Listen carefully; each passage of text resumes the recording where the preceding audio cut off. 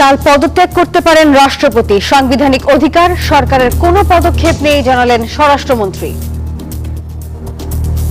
এটা রাষ্ট্রপতি সাংবিধানিকভাবে ইনি পদত্যাগ করতে চাইলে অথবা স্বাস্থ্যগত কারণে যে কোনো কারণে চাইলে তার সেটা অপশন আছে।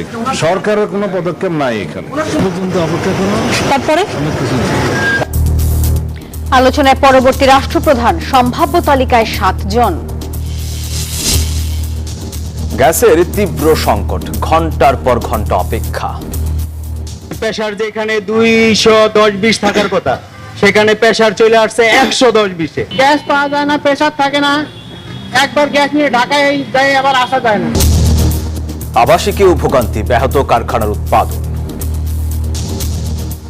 আজকে আমরা এই যে রান্না বাড়া করে ঠিক মতো আমাদের বিবিরা খাওয়াইতে পারে না, এই জন্য অনেক কষ্ট হয়। লাইনে গ্যাস নাই, আমাদের প্রতিষ্ঠান একরকম বন্ধের অবস্থা। $1 ট্রিলিয়ন অর্থনীতি গড়তে বদ্ধপরিকর সরকার, ব্রিক্স সম্মেলনে প্রধানমন্ত্রীকে নরেন্দ্র মোদীর আমন্ত্রণ। গাজী নজরুলের এমপি পদ নিয়ে স্পিকারের দিকে তাকিয়ে ইসি, ধর্ষণের অভিযোগে চট্টগ্রামে এনসিপি নেতা গ্রেপ্তার। এবার মানবতা বিরোধী অপরাধের মামলায় গ্রেপ্তার মোজাফফর হোসেন, শাপলা চত্বর হত্যার অভিযোগপত্র সোমবার।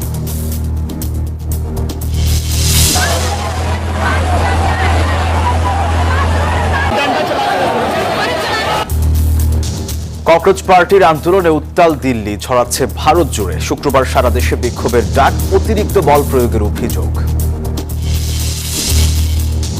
এবং অস্ট্রেলিয়া সিরিজ বাংলাদেশের জন্য কঠিন চ্যালেঞ্জ বলছেন আকরাম খান, বোর্ডের না থাকলেও ক্রিকেটের স্বার্থে আছেন নিবেদিত।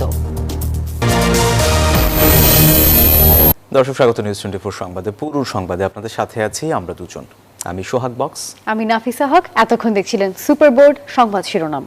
এবারে পুরো খবর। রাষ্ট্রপতি মোহাম্মদ শাহাবুদ্দিনের পদত্যাগের গুঞ্জন আরো ডালপালা মেলেছে। বিভিন্ন সূত্র বলছে অসুস্থতার কারণ দেখিয়ে কালই স্পিকারের কাছে পদত্যাগপত্র পাঠাতে পারেন তিনি, তবে বঙ্গভবন থেকে এখনো আনুষ্ঠানিকভাবে কিছু জানা যায়নি। সচিবালয়ের স্বরাষ্ট্রমন্ত্রী সাংবাদিকদের জানিয়েছেন, পদত্যাগ রাষ্ট্রপ্রধানের সাংবিধানিক অধিকার, এ ব্যাপারে সরকারের কোনো পদক্ষেপ নেই। আগামীকাল শুক্রবার অনেক কিছু জানা যাবে বলেও তিনি মন্তব্য করেছেন। মোহাম্মদ শাহাবুদ্দিন 2023 সালের 24 এপ্রিল 22তম রাষ্ট্রপতি হিসেবে শপথ নেন। তার 5 বছরের মেয়াদ শেষ হওয়ার কথা 2028 সালের এপ্রিলে। 2024 সালের 5 আগস্ট ছাত্র জনতার অভ্যুত্থানে আওয়ামী লীগ সরকারের পতনের পর রাজনৈতিক পালাবদল হলেও অন্তর্বর্তী সরকারের সময়ও রাষ্ট্রপতি হিসেবে দায়িত্ব পালন করেন মোহাম্মদ শাহাবুদ্দিন। যদিও গণ অভ্যুত্থানের পর তার অপসারণ চেয়েছিলেন শিক্ষার্থীরা। 12 ফেব্রুয়ারি নির্বাচনের মধ্য দিয়ে বিএনপি ক্ষমতায় আসার পর সরকারের রাজনৈতিক পটভূমিতে ভিন্নতা তৈরি হলেও রাষ্ট্রপতি শাহাবুদ্দিনকে সঙ্গে সঙ্গে সরানোর পথে যায়নি বিএনপি। যদিও সরকার পরিবর্তনের পর থেকেই রাষ্ট্রপতির ভবিষ্যৎ নিয়ে রাজনৈতিক অঙ্গনে নানা আলোচনা ছিল। পালন করিব। আমি সংবিধান অনুযায়ী রাষ্ট্রপতি স্পিকারের কাছে পদত্যাগ করবেন। নতুন কেউ না আসা পর্যন্ত স্পিকারই হবেন রাষ্ট্রপ্রধান। পদ শূন্য হলে নতুন রাষ্ট্রপতি নির্বাচন করতে হবে 90 দিনের মধ্যে। মোহাম্মদ শাহাবুদ্দিনের পদত্যাগের বিষয়ে বঙ্গভবন থেকে আনুষ্ঠানিক কোনো বক্তব্য বা ঘোষণা নেই। সচিবালয়ে স্বরাষ্ট্রমন্ত্রী জানালেন, এ নিয়ে সরকারের কোনো পদক্ষেপ নেই। আপনি বললেন যে এটা একটা গুঞ্জন, গণমাধ্যমে আসছে, হতে পারে আপনারা রাষ্ট্রপতিকে জিজ্ঞেস করতে পারেন। প্রক্রিয়াটা না, এটা রাষ্ট্রপতি সাংবিধানিকভাবে ইনি পদত্যাগ করতে চাইলে অথবা স্বাস্থ্যগত কারণে যে কোনো কারণে চাইলে তার সেটা অপশন আছে, কিন্তু আমরা তো জানি না। সরকারের কোনো পদক্ষেপ নাই এখানে,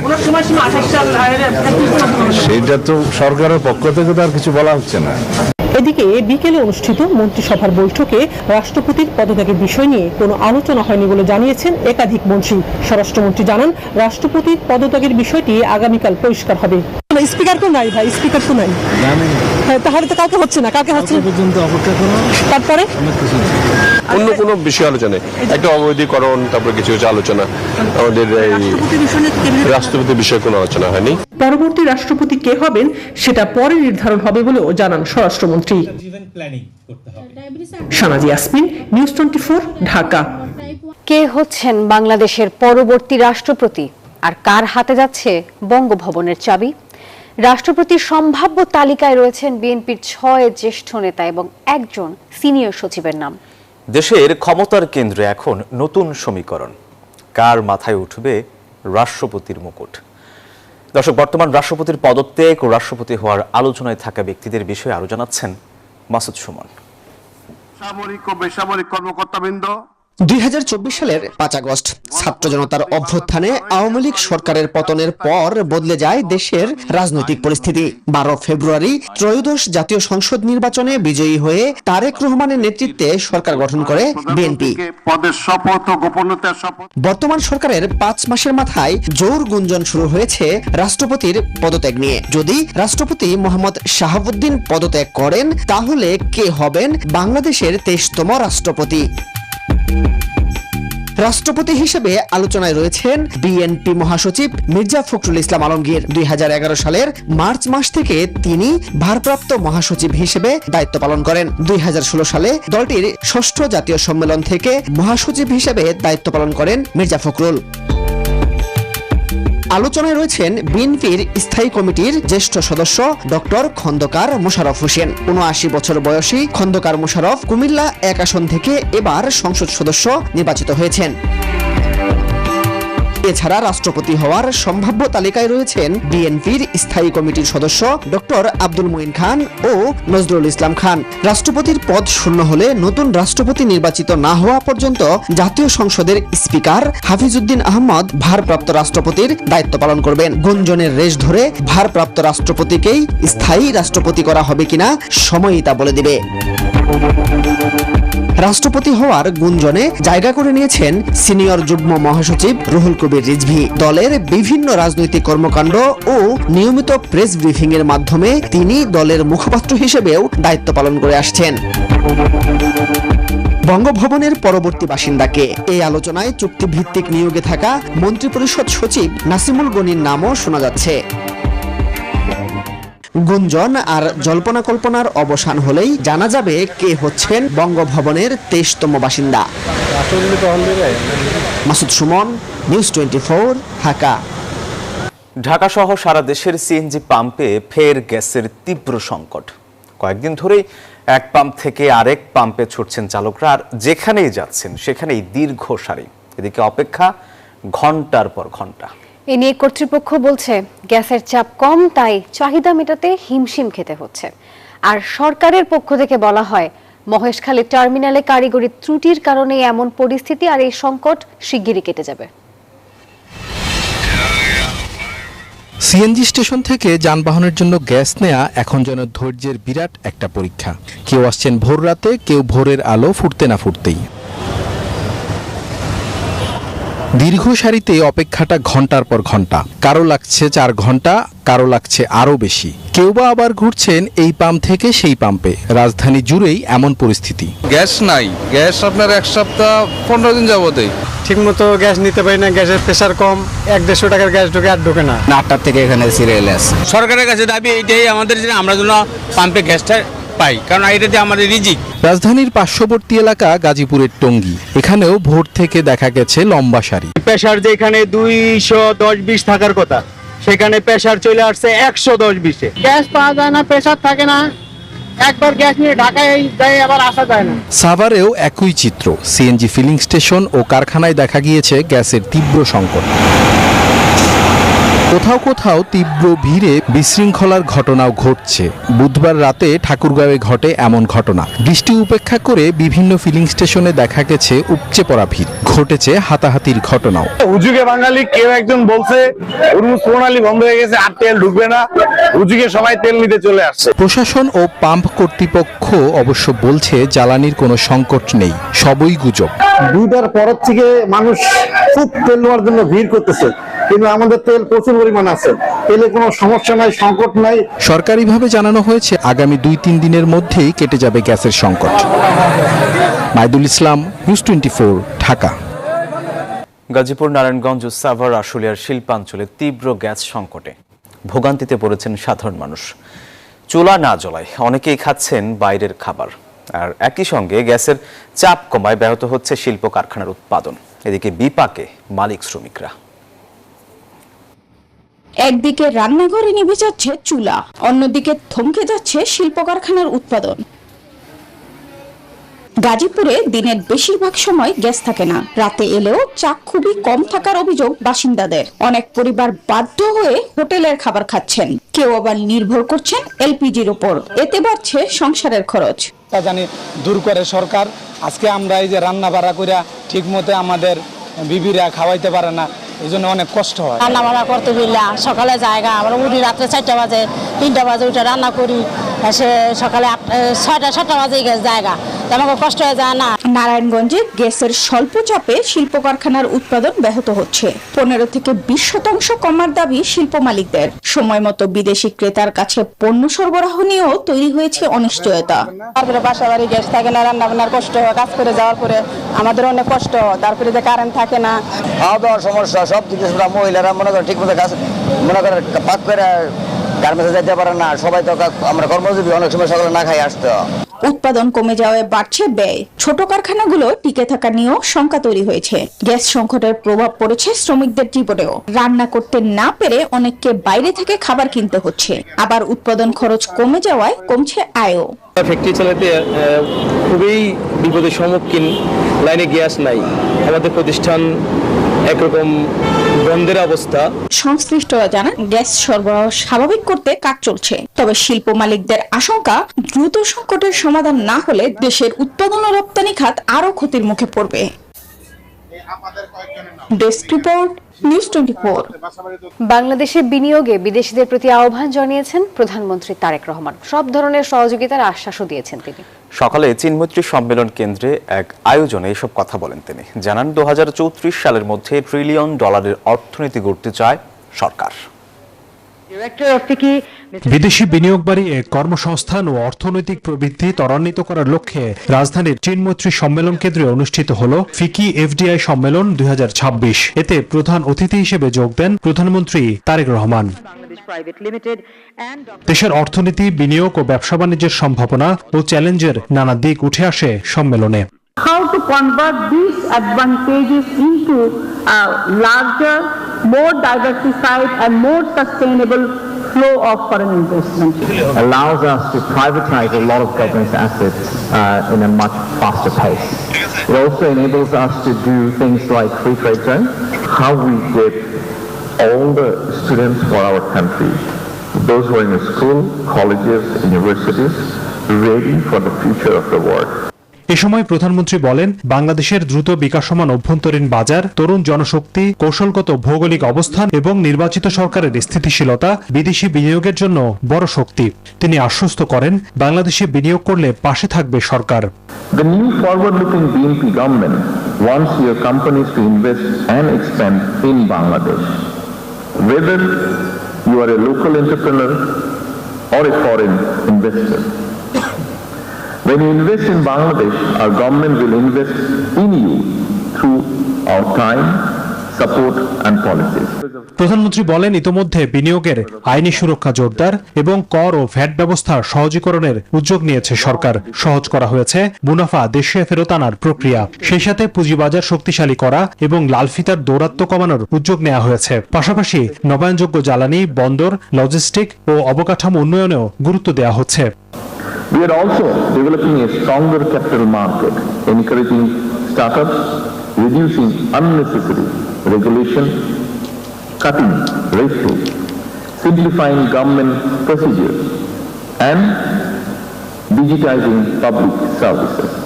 প্রধানমন্ত্রী বলেন, বাংলাদেশ শুধু বিনিয়োগের গন্তব্য নয়, দীর্ঘমেয়াদী অংশীদারিত্বেরও নির্ভরযোগ্য ঠিকানা হতে চায়। দেশি বিদেশি বিনিয়োগকারীদের নতুন কর্মসংস্থান সৃষ্টি এবং একটি সমৃদ্ধ বাংলাদেশ গড়ার যাত্রায় দেশি বিদেশি বিনিয়োগকারীদের অংশীদার হওয়ার আহ্বান জানান তিনি। হোসেন শাহাদাত, নিউজ 24, ঢাকা। দিল্লিতে হতে যাওয়া ব্রিক্স সম্মেলনে যোগ দিতে প্রধানমন্ত্রী তারেক রহমানকে আমন্ত্রণ জানিয়েছেন ভারতের প্রধানমন্ত্রী নরেন্দ্র মোদী। আগামী 12 ও 13 সেপ্টেম্বর হবে এই সম্মেলন। পররাষ্ট্র মন্ত্রণালয়ের প্রতিমন্ত্রী শামা ওবায়েদ জানান, আমন্ত্রণের চিঠি পেয়েছে বাংলাদেশ, তবে এই বিষয়ে এখনো সিদ্ধান্ত হয়নি। বিদেশ সফরের সময় রাষ্ট্রপতির সঙ্গে শেখ হাসিনার ফোনালাপ হয়েছে কিনা এমন প্রশ্নও করেন সাংবাদিকরা। আর এর জবাবে প্রতিমন্ত্রী বলেন, এই বিষয়ে মন্ত্রণালয়ের কাছে কোনো তথ্য নেই। বাংলাদেশ দক্ষিণ এশিয়া অঞ্চলে স্থিতিশীলতা আশা করে বলেও তিনি জানান। বাংলাদেশ এবং যুক্তরাষ্ট্রের সম্পর্ক আরো বেশি জোরদার হচ্ছে এবং হবে। এই সফরের মধ্য দিয়ে আরো নতুন কিছু বেরিয়ে আসবে। আমাদের বহুপাক্ষিক সম্পর্ক আছে যুক্তরাষ্ট্রের সাথে, সেগুলো আরো সুগম হবে। গণভোট অবৈধ হলে দেশে এখন কোনো সরকার নেই, এমন মন্তব্য করেছেন বিরোধী দলীয় নেতা ডাক্তার শফিকুর রহমান। তিনি বলেন, গণভোটে 70% মানুষ সংস্কারের পক্ষে রায় দেওয়ার পরেও সরকার বলছে অবৈধ। রাজধানীর মিরপুরে এক জনসভায় বক্তব্য রাখেন তিনি। ন্যায্য অধিকার আদায়ে সবাইকে প্রস্তুত থাকার আহ্বানও জানান। জুলাই শহীদ ও আহতদের যথাযথ সম্মান দিতে সরকারের প্রতি জোর দাবি জানান বিরোধী দলীয় নেতা। যাদের কারণে আজকের সংসদ, আজকের সরকার, আজকের বিরোধী দল তাদেরকে অগ্রাহ্য অপমান করবেন না, তাদের আত্মা অভিশাপ দেবে। নৈতিক স্খলনের অভিযোগ প্রমাণ হওয়ায় গাজী নজরুল ইসলামের সংসদ সদস্যপদ থাকবে কিনা তা নির্ধারণ হবে আইনি প্রক্রিয়ায়। দল থেকে তাকে বহিষ্কারের বিষয়টি আনুষ্ঠানিকভাবে জাতীয় সংসদের স্পিকারের কাছে জানানোর উদ্যোগ নিয়েছে জামায়াত ইসলামী। দলটি মনে করছে স্পিকার পরবর্তীতে আইনানুগ ব্যবস্থা নেবেন। নির্বাচন কমিশন জানিয়েছে তারাও অপেক্ষা করছে স্পিকারের সিদ্ধান্তের জন্য। এক তরুণীর সঙ্গে ব্যক্তিগত মুহূর্তের ছবি সামাজিক মাধ্যমে ছড়িয়ে পড়ার ঘটনার পর নৈতিক স্খলনের দায়ে সাতক্ষীরা 4 আসনের সংসদ সদস্য গাজী নজরুল ইসলামকে দল থেকে বহিষ্কার করে জামায়াত ইসলামী।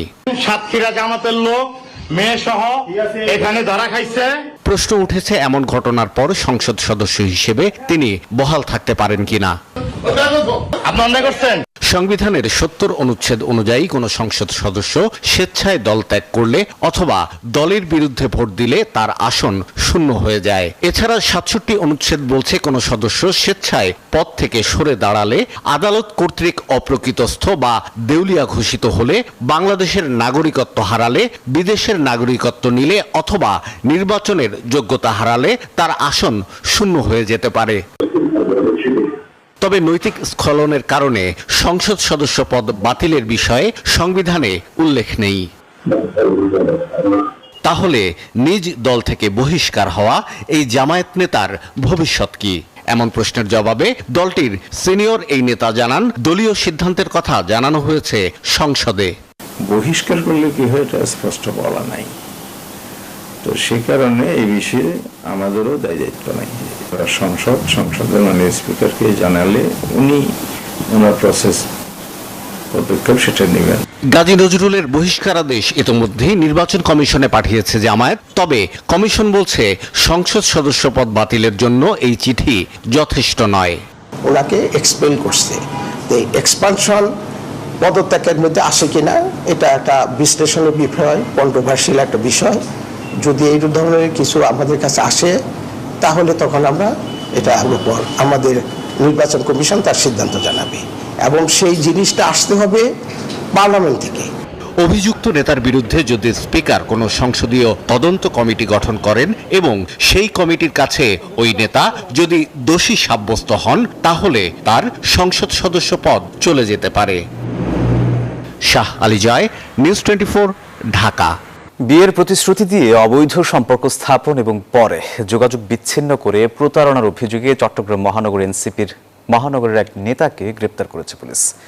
গ্রেপ্তারকৃত আফতাব মজুমদার এনসিপি চট্টগ্রাম মহানগর কমিটির সাংগঠক, বন্দর থানা যুব শক্তির আহ্বায়ক। প্রায় 3 মাস আগে ফেসবুকে পরিচয়ের সূত্রে ভুক্তভোগী নারীর সাথে প্রেমের সম্পর্ক গড়ে তোলেন। বিভিন্ন সময়ে গভীর সম্পর্কে লিপ্ত হন তারা। পরে বিয়ের প্রতিশ্রুতি এড়িয়ে যোগাযোগ বন্ধ করে দেন তিনি। এর প্রেক্ষিতে ধর্ষণের অভিযোগে মামলা দায়ের করে ভুক্তভোগী পরিবার।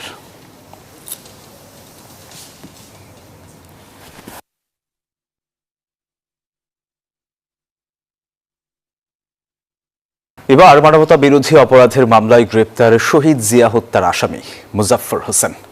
সাবেক এই সেনা কর্মকর্তাকে 2 দিনের রিমান্ডও দিয়েছে আন্তর্জাতিক অপরাধ ট্রাইব্যুনাল। চিফ প্রসিকিউটর জানান, বিভিন্ন অপরাধে তার সম্পৃক্ততার তদন্ত চলছে।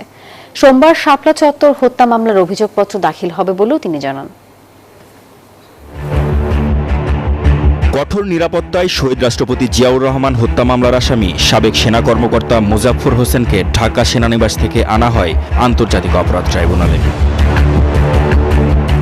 মানবতাবিরোধী অপরাধের মামলায় তাকে গ্রেপ্তার দেখানো ও জিজ্ঞাসাবাদের আবেদন করে প্রসিকিউশন। শুনানি শেষে তা গ্রহণ করে ট্রাইব্যুনাল। মানবতা বিরোধী অপরাধের সংশ্লিষ্টতায় তাকে আমাদের এখানে এনে জিজ্ঞাসাবাদের জন্য আমরা আবেদন করেছিলাম। সেই আবেদনের পরিপ্রেক্ষিতে আজকে মাননীয় ট্রাইব্যুনাল তাকে 2 দিন জিজ্ঞাসাবাদের জন্য আমাদেরকে অনুমতি দিয়েছেন। চিফ প্রসিকিউটর বলছেন, বিভিন্ন মানবতাবিরোধী অপরাধের সাথে মোজাফফর হোসেনের সম্পৃক্ততার তদন্ত চলছে। আমাদের সন্দেহ হচ্ছে যে তৎকালীন সরকারের সাথে তার সংশ্লিষ্টতা ছিল এবং তার সংশ্লিষ্টতার মধ্য দিয়েই মানবতা বিরোধী অপরাধেও তিনি অংশগ্রহণ করেছেন এবং মাসুদউদ্দিন চৌধুরীর মতো এরকম যে দুষ্কৃতিকারীদের সাথে তার একটা সুসম্পর্ক বজায় রেখেছেন। এদিকে সোমবার ট্রাইব্যুনালে শাপলা চত্বর হত্যা মামলার অভিযোগপত্র দাখিল করা হবে বলেও জানান চিফ প্রসিকিউটর।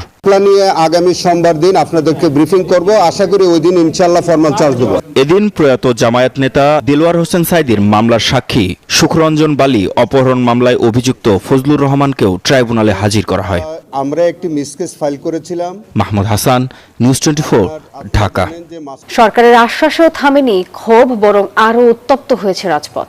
শিক্ষামন্ত্রীর পদত্যাগের দাবিতে আজও আন্দোলনের মাঠে ককরোচ জনতা পার্টি, আর সেই সঙ্গে যন্তর মন্তরে বিক্ষোভকারীদের উপর পুলিশি নির্যাতনের প্রতিবাদে শুক্রবার দেশ জুড়ে দিয়েছে বিক্ষোভের ডাক। এদিকে দিল্লির বিক্ষোভ ছড়িয়ে পড়ছে পশ্চিমবঙ্গ, বিহার, উত্তরপ্রদেশ সহ বিভিন্ন রাজ্যে।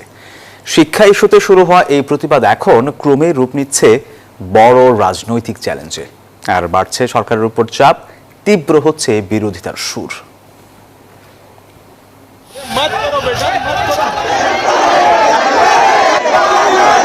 শিক্ষামন্ত্রীর পদত্যাগ, প্রশ্নপত্র ফাঁসের নিরপেক্ষ তদন্ত এবং পুলিশি অভিযানের প্রতিবাদে অবস্থান কর্মসূচি চালিয়ে যাচ্ছে ককরোচ জনতা পার্টি। দিল্লির গণ্ডি পেরিয়ে আন্দোলনকে দেশব্যাপী ছড়িয়ে দিতে দিয়েছে শান্তিপূর্ণ বিক্ষোভের ডাক। একই দাবিতে সংসদ এলাকায় বিক্ষোভ করেছে কংগ্রেস। সেই বিক্ষোভে অংশ নেন সোনিয়া গান্ধী। রাহুল গান্ধীর নেতৃত্বে শিক্ষার্থীদের সমর্থনে গান্ধী স্মৃতিতে বিক্ষোভ করেছেন কংগ্রেস ও ইন্ডিয়া জোটের নেতারা। শিক্ষার্থীদের ন্যায্য দাবির প্রতি সংহতি জানিয়েছেন তারা। দিল্লির গণ্ডি পেরিয়ে আন্দোলনের ঢেউ আরো ছড়িয়ে পড়ছে দেশের বিভিন্ন শহরে। কলকাতা, বেঙ্গালুরু, পুনে সহ একাধিক জায়গায় দেখা গেছে বিক্ষোভ মিছিল ও অবস্থান কর্মসূচি। কয়েকটি স্থানে পুলিশের সঙ্গে সংঘর্ষ হয় আন্দোলনকারীদের। এদিকে অসুস্থতার কারণে আন্দোলনের মাঠ থেকে কয়েক ঘন্টা বিরতি নিয়েছেন ককরোচ জনতা পার্টির প্রতিষ্ঠাতা অভিজিৎ দীপকে।